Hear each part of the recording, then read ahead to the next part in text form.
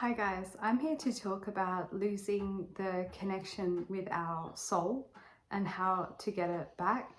In my opinion, almost all of the problems in the world today is people feeling really disconnected from their soul and too much in their mind and their mind-made sense of self, or otherwise known as the ego. Now, a lot of the ancient scriptures from ancient India and the yogis describe this. This is nothing new.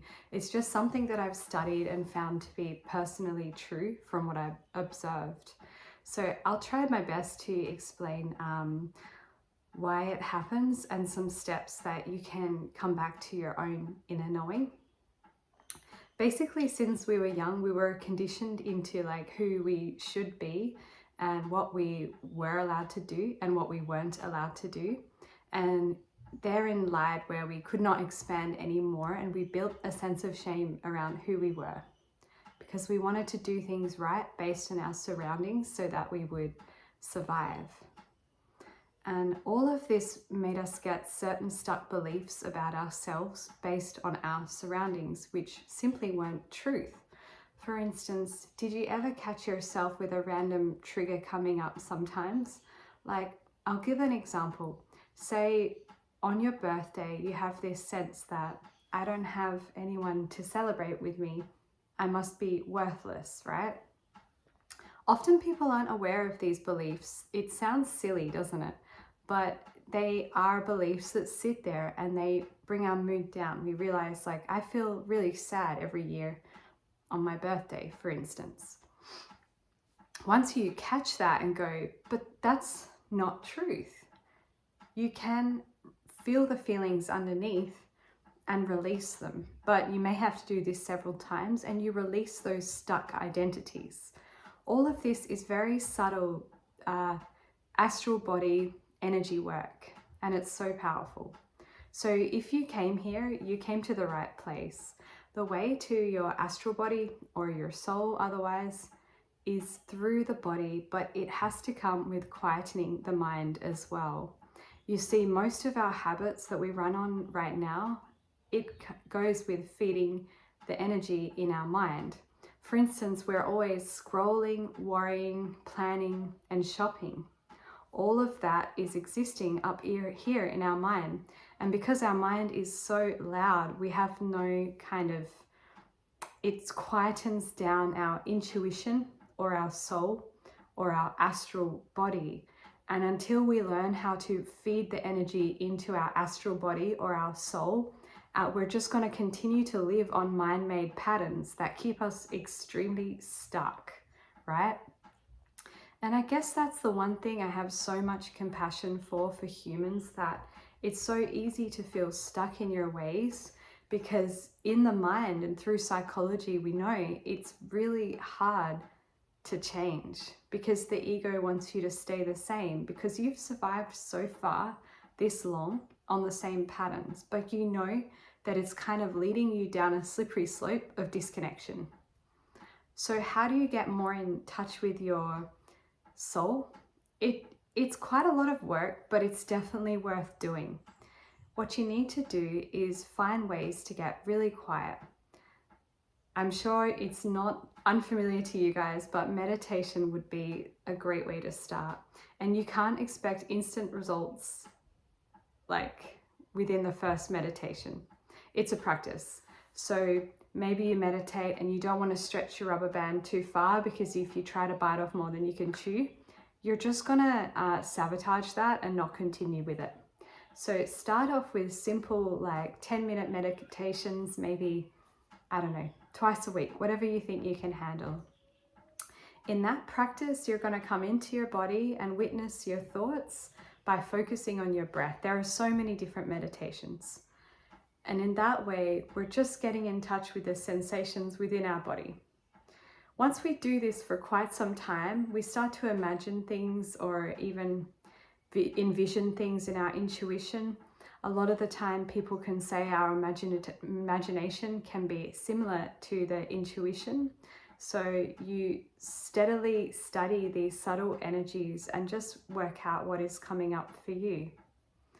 The other really great way to give energy into the soul is to do breath work or Kundalini yoga, because you're actively paying attention to the sensations in your body and you're learning the practice of dropping your mind and coming into the body. And that's going to give you more kind of awareness of the astral body within. The astral body is in line with subtle energy, so it makes sense that a lot of the time people will undermine things that happen to them of great significance because the mind is much louder, because it's running on fear. But fear isn't truth, actually. The truth is actually love. And a lot of us are afraid to face our fears because we don't understand them. But once you understand them, the only thing to fear is fear. They're not so scary. You simply broaden your scope to feel the emotions within.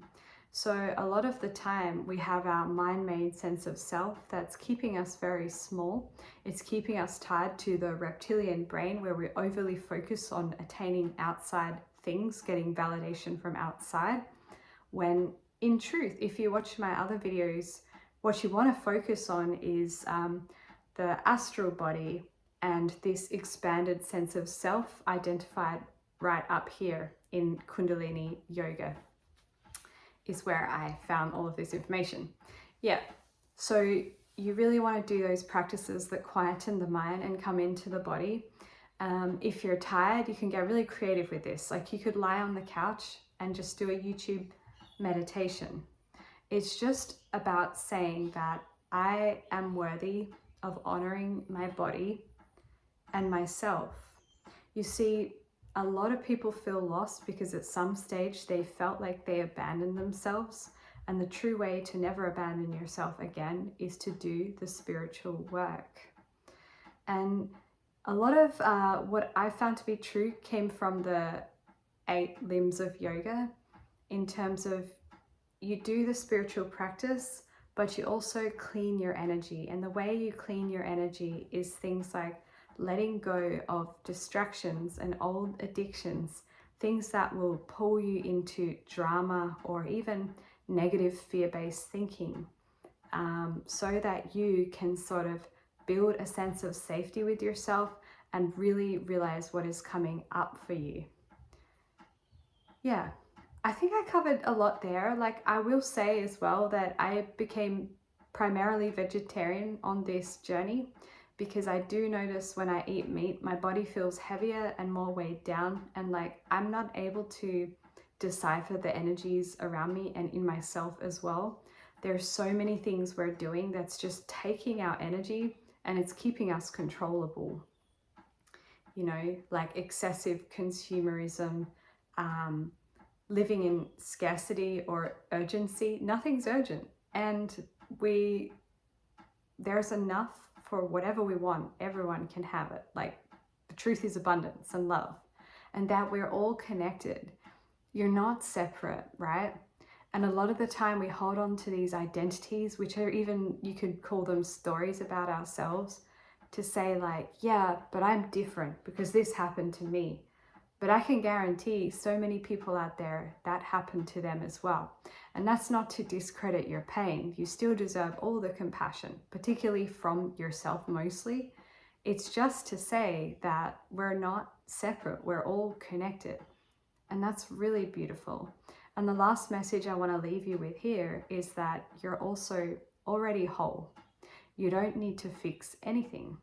You just need to become aware of your inner subtle energy, because the more you pay attention to that, the more you question your feelings and your energy, the more you can decipher the truth of the next step, if you like, on your path to your purpose. And you're not going to find out your purpose by overly thinking about it. You're going to find out your purpose by being really in touch with your body and having a lot of awareness about what the next step takes. And you will have developed through practice the bravery to face the uncertainty, because a lot of the time people are so caught up in their ego that they're not able to admit, I don't know, right? It seems pretty scary out there for a lot of people to say, I don't know. And yet it's one of the bravest things to say, because that space between not knowing and knowing, the bigger it is, the more you give rise for your true self to arise. Allow yourself not to know. Develop a tender and loving relationship with your own feelings and your own kind of vastness of situations you're going to deal with. That's going to bring rise to who you always were before you had the masks in. And I really hope that helped. And if any of you can resonate, I'd love to hear in the comments below, or even if you had any questions about that and or something wasn't clear, I would love to clarify that for you. Have a good evening, guys.